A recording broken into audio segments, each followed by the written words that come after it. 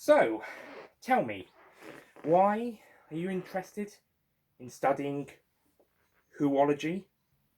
Well, actually, Professor, I'm looking for a good man. His name's Nicholas Payne. Nick Payne for short. Oh, well, I'm sure we can find him for you.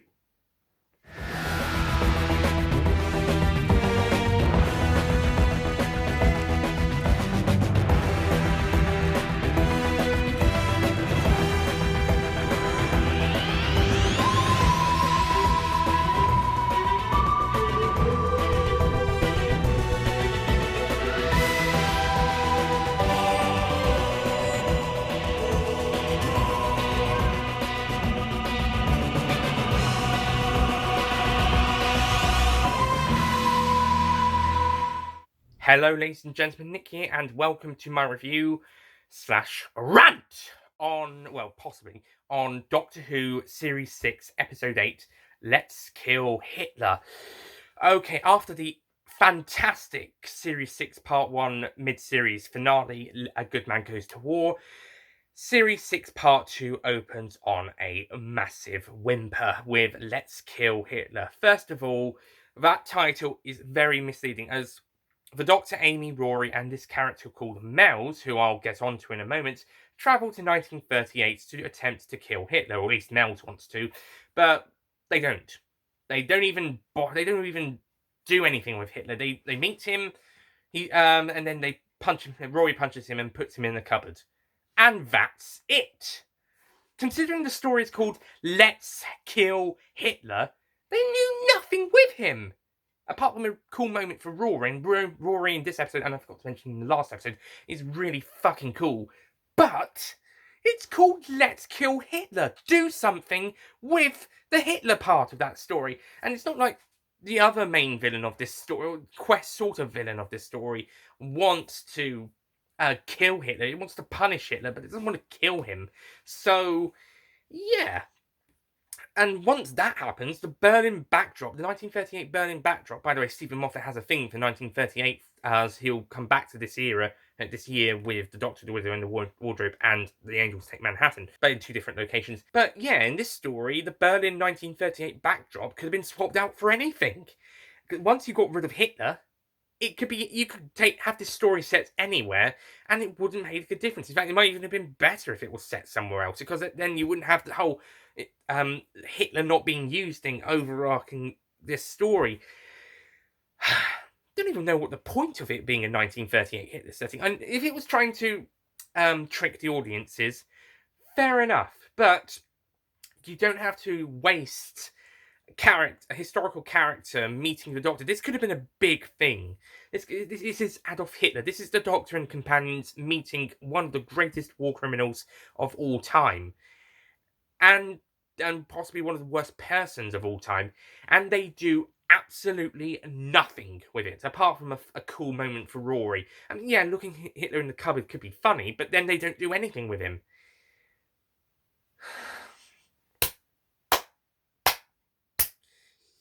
If this story actually intended to focus on what it was intending to focus on, and did not to do anything Hitler or Berlin 1938 stuff, if it didn't worry about that, if it didn't try to pretend that was what it was going to be about, instead actually said this story is going to be about the Doctor and River Song's relationship and how it all started after we found out who she was in the previous episode, then I think it would have worked. I think this could have been a great episode if it just lost the Berlin and Hitler stuff and the whole not teasing, lying to the audience. It's the whole fake out.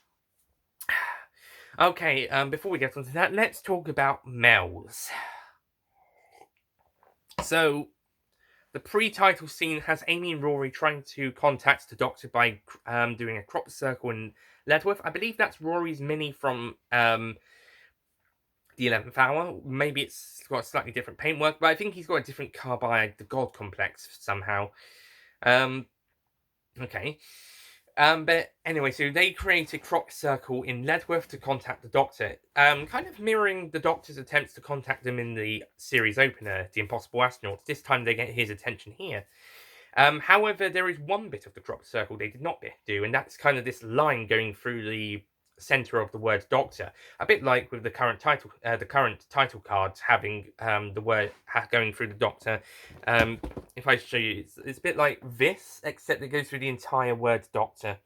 Actually, this is a really good title card, to be honest. In fact, I think the 2018 title card slash logo is one of my favorites. But anyway, back to Series 6.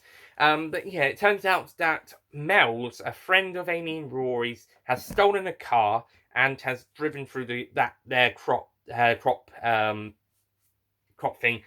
And now is now trying to get the doctor to take her to kill Hitler. The police are after her because presumably she's stolen the car, and of course she's a very fast, so probably speeding as well. And obviously she's not that great of a driver either, considering it takes her a while to stop, almost hitting the doctor. No, it does hit the doctor. He just manages to not get hurt. And then she pulls a gun on him and orders him to take her to kill Hitler. And the character doesn't really come across as likable in these first couple minutes. She just comes across as a wild card, slightly bitchy as well. And then the next couple minutes after the titles has to quickly catch us up on Amy, Rory being friends with Mel, who's constantly getting into trouble and seems to be more obsessed with the Doctor than Amy is. There is an explanation for this, but yeah, it still sucks. But yeah, anyway, so Mel's isn't that particularly a likable character in the moments we see her in, and then she goes and shoots the TARDIS. Now, I do have to refer back to the Hand of Fear, where the Doctor says weapons cannot be used in the TARDIS, and then Mel's goes and shoots the TARDIS rotor. But I do have to mention that since the Hand of Fear, that whole thing about weapons not being able to be used in the TARDIS has been completely forgotten about. Even later in the Tom Baker era, I believe it was forgotten about, let alone other classic series stories and the new series. But definitely by Peter Davison's era, it was forgotten about. Have you seen Earthshock? You should, it's awesome.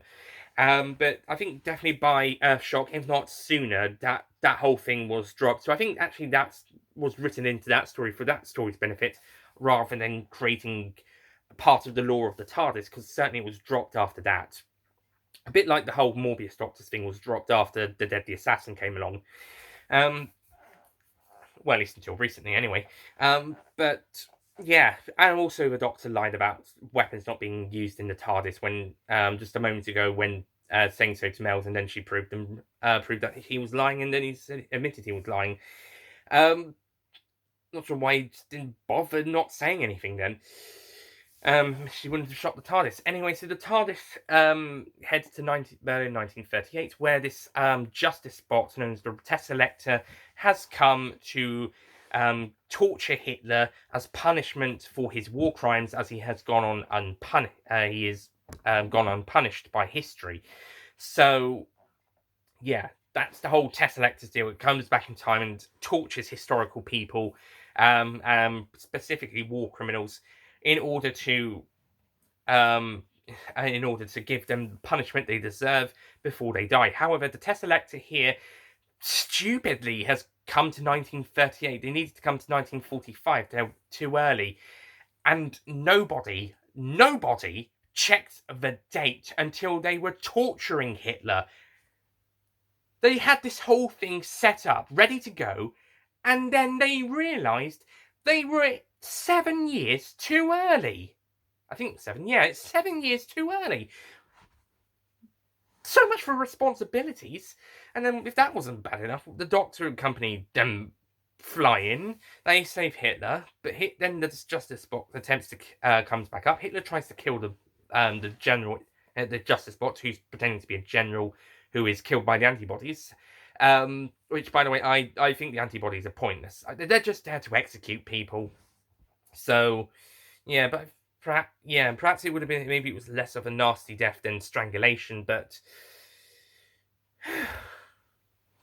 and maybe the people in the suit don't want blood on their hands, so they get these robot antibodies to do it. But still, I think no, they're pointless. Not really. I mean, adapting the fact that Amy uses them as a way to get everybody off this test selector later on, but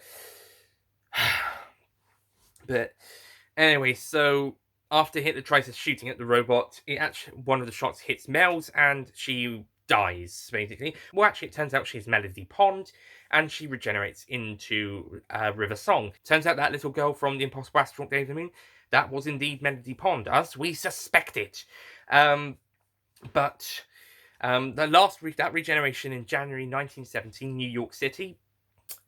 She regenerated into a toddler, and then for the next, she went looking for her parents, and eventually, about just under 20 years later, her parents were born, and then she stayed with them at school a few years later, and grew up with them. Considering she regenerated into a toddler in 1970, she stayed pretty young, toddler and primary school age, from 1970 to the to about probably about 2000 maybe. And then grew up into a teenager for the 2000s. So yeah, it's not quite explained there. Maybe it would have made more sense if she regenerated again into a toddler. She mentioned she had two previous incarnations. The first one was the original baby, and then the second one was who she was afterwards. And then after finding her parents, she regenerated into a primary school child or a toddler to grow up alongside of them. And now she's regenerating into River Song. Then again, I suppose that adds a few more of those years waiting onto the overall life. You could probably believe that someone born in the mid 1960s could be in their 40s or 50s by the early 2010s. Oh yeah, and the whole thing about her of Amy and Rory raising her like after all this time. Doesn't work because they thought of her as a friend, not a child, their daughter. Um, and it seems that this is all apparently Stephen Moffat's way of saying, oh, it was fine for Amy and Rory that they lost their child because they got to raise her as their best friend after all. Also, they named their daughter. Amy named her daughter Melody after her friend Mel's, which is short for Melody, and she named her daughter after her daughter. I suppose that's not a paradox, but that's what time travel does. But why Amy would want to call her daughter after this person? In fact, why would she want to be friends with this girl in the first place is questionable. She's not a very likable person, so why she's friends with her in the first place, let alone naming her daughter after her, is questionable. Anyway, so then Mel's regenerates into River Song, and River is very excited to see the Doctor. I suppose it's because she's been programmed by the science to be the Doctor's psychopath, so therefore she's in love with him. That's probably why Mel's was so infatuated with him when she was a child and wanting to marry him now.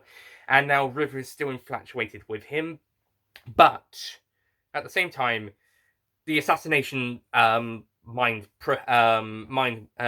thing has kicked back in with this regeneration. It's strange that young Melody Pond wanted to escape the silence in the astronaut suit back when she was younger, and then this Melody completely forgot about that and just wanted to marry the Doctor. Even she was infatuated with him. But now all of a sudden, the third incarnation of Melody Pond is ready to go and assassinate him, just as she'd been brainwashed to. Also, if she'd been brainwashed to kill the Doctor, why didn't she do it back in The Impossible Astronaut Day of the Moon when she had the chance? She was in the suit, she's asking for help, but she didn't kill the Doctor. So, yeah, also, it turns out that suit could have killed the Doctor on its own. So why does it need an occupant? And this is going to be important for episode 13 as well. So, yeah. There's a few things that don't quite work. I can see what you're trying to do, Stephen Moffat, but it's not working. And then River assassinates the Doctor by poisoning him. Fantastic. Okay, it does build some conflict between the Doctor, Amy, and Rory, and River Song, but the whole Doctor being poisoned stuff subplot, it's just filler. The Doctor going into the TARDIS, the whole voice intercom thing. Granted, Caitlin Blackwood does a great job in her scenes, both here and back in the long time ago in Ledworth stuff. That she does a really great job. But the whole interface stuff is pointless. And then the Doctor seems fine later on, but pretending to be fine anyway. And he gets a new suit and the sonic cane. Though to be honest, the sonic cane is still a more sensible gimmick than the sonic sunglasses. I do think the sonic sunglasses could be useful, but not as a replacement to the sonic screwdriver. Maybe it's more as a secondary gadget and not as used as much. The cane is on a similar basis, but it's not Sonic Cane I have a problem with. It's the whole reason it's there. It's because the Doctor just decided to change and try to be cool and everything, and he gave the sonic screwdriver to Amy to use. So yeah, it's a bit of a gimmick. But yeah, the whole thing of the Doctor being poisoned and going to have the interface thing and then pretending to be fine for a bit, it's not working. I don't think it works. Meanwhile, River heads off to Berlin to try and get herself a new costume, and knocking out some Nazis after making a funny joke about the things Nazis don't like. And then proposing to kill the Fuhrer. If you wanted to do that, by the way, River, he's back in that cupboard if you want to go and deal with him. I mean, you're 7 years too early, but he's back there if you want to deal with it.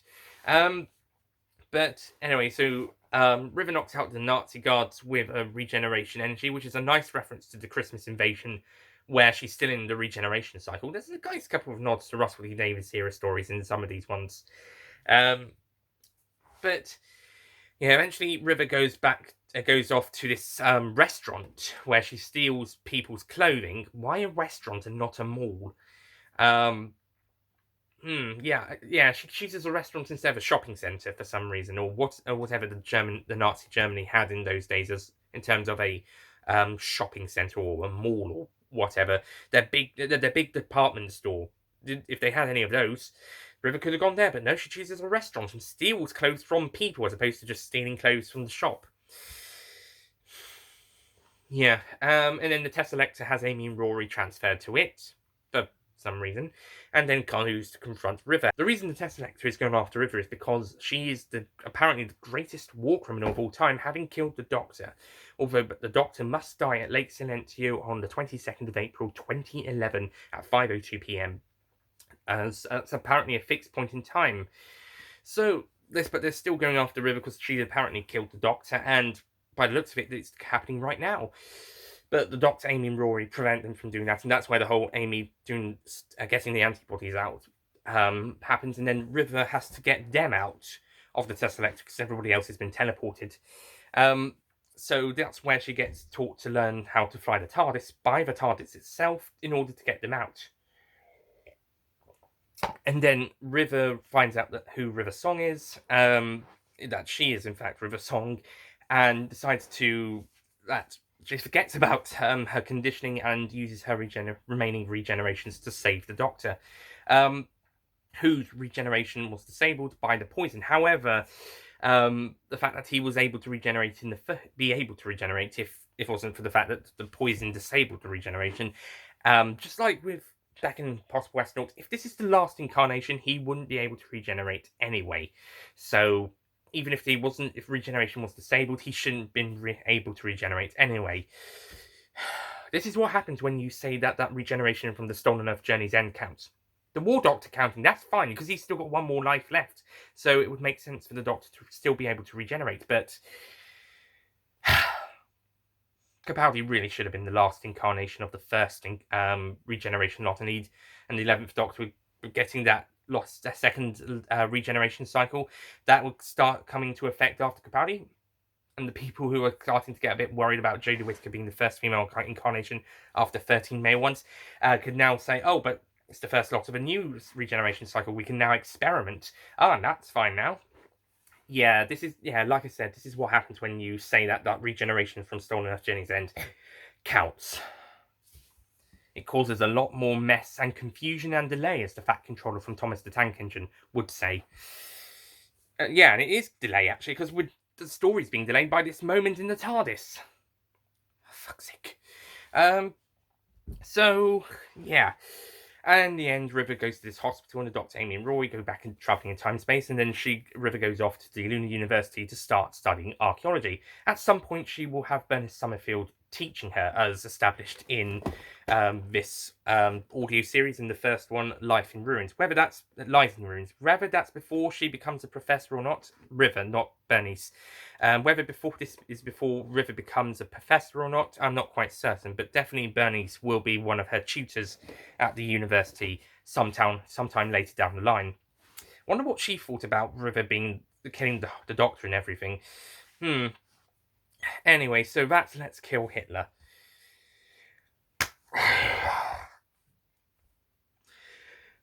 Pretty much everything I just said is pretty much everything that's wrong with it. Okay, on an execution level, the visuals are pretty good and the acting is great, but everything that goes wrong is from a story point of view. And like I said, take out the 1930 Berlin backdrop, and it's basically you could set the story anywhere else. And the whole "Let's Kill Hitler" thing is a massive middle finger to the audience.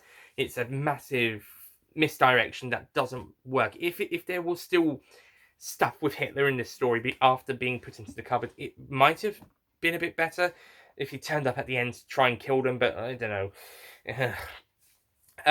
Yeah, characters are kind of muddled around a bit.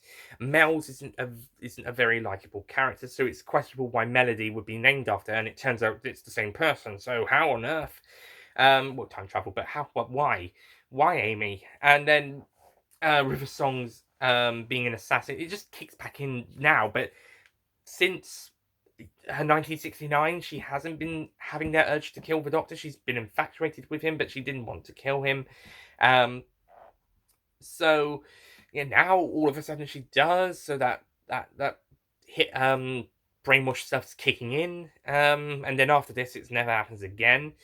Well, apart from when she's forced to, but more on that later.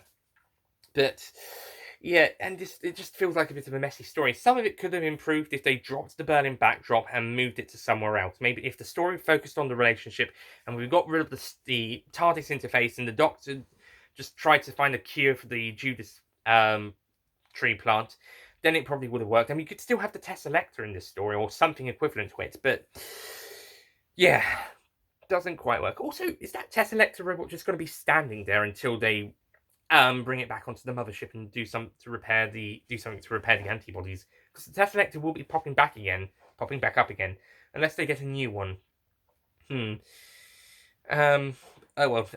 But yeah, everything wrong with this story is from a script level. It doesn't really work. Like I said, production and acting are great, and editing is pretty decent. Although I think there are a few of those silly, witty panny shots. Oh god, they're back. I think, did we have one or two of those in the last episode? Might have had some in the last episode, but we definitely get some here. There is some good funny moments, especially that joke River says to the Nazi soldiers that ends with, I guess I'll kill the Führer. Who's with me? That was funny. There's a few funny bits, but ultimately it's not. Ultimately, that doesn't really save the plot. It is a messy, disjointed plot, and it doesn't work. If it had been set somewhere else and been the main focus of the story, make Mel's a bit more likable and get rid of the TARDIS interface stuff, maybe it would have been better.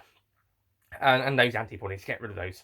Overall, Let's Kill Hitler is a mess, and it doesn't work, and it kind of ruins the stories more than actually helping them. It doesn't quite work.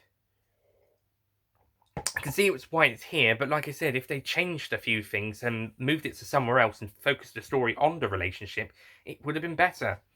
And you could still keep the Tesselector as kind of like the villain of the story, and River as the villain. This could have been a great drama episode, and if maybe set on a spaceship, it could have been a kind of claustrophobic one too.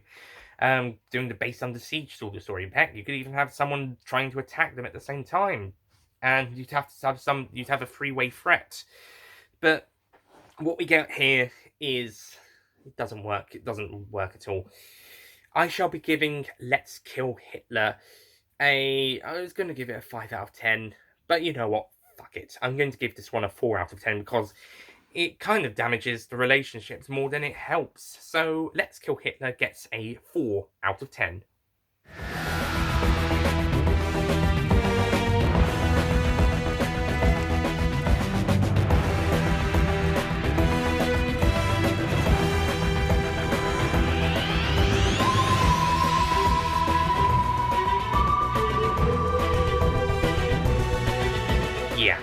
doesn't quite work. I think I still prefer this episode to the Ganger two-parter, but I think the Ganger two-parter at least knew what it wanted to be. This one, well, it kind of knows what it wants to be, but it's got to have something else in the way first. So, yeah, kind of get muddles around with that, and doesn't quite fit with what's going on. So, well done, Let's Kill Hitler. Well done. Also, shout out to my good friend Ollie Pajak, aka Mr. TARDIS 11. This is his least favourite new series story, and definitely, and his least. He's going through the classic series at the moment. He's on Peter Davison at the moment, season 20. He's on at time recording. So he hasn't finished the classic series yet, but it's certainly the new out of the new series. This is his least favourite of the series 1 to 9s. This or Hellbent. So, yeah, shout out to him. And yeah, I can see why it's a mess. Could have been better, but I know why it's here. I know why it's here, but if it's going to be here, do it better. That's all I'm saying. Also, it seems, whilst I was saying that, it seems like Stephen Moffat has a thing against Scottish people. He's kind of self-hating, self-hating Scottish people here for absolutely no reason. And there seems to be a few jokes about women as well. I've heard some people call Stephen Moffat sexist a few years ago. 2013, Richard B. Brooks jokingly said in his Doctor Who Series 7 Part 2 drinking game, the last one was drink if you think Stephen Moffat is being a sexist bastard. So I think quite a few people started to think he was a bit sexist, or at least starting to say stuff towards women that seem in the script sounds like it's compliments, but sounded like it was actually derogatory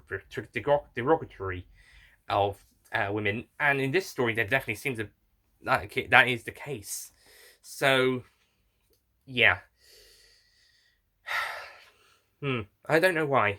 I mean, he's trying to sound funny or witty or something, but it's coming across. It doesn't work. Okay, so that's Let's Kill Hitler. Let's get on to better things. Let's get on to a creepy horror story written by Mark Gatiss and directed by Richard Clarke. And so I'll see you guys next time for the much better Night Terrors. Goodbye.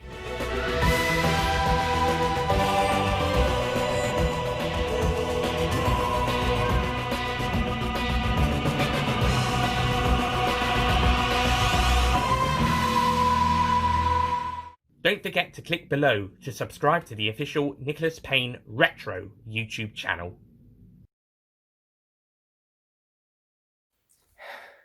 Though in two different places, but but yeah, in Let's Kill Hitler.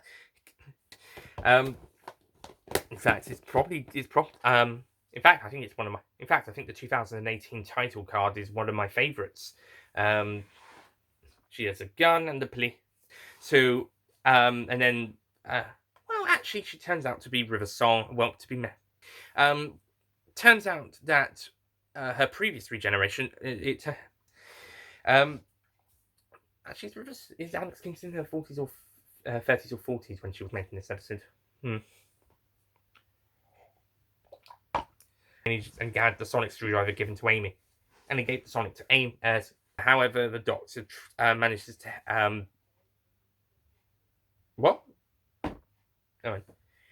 Anyway, so the Doctor, Amy, and Rory managed to remove Hitler, and you won't have to worry. And you,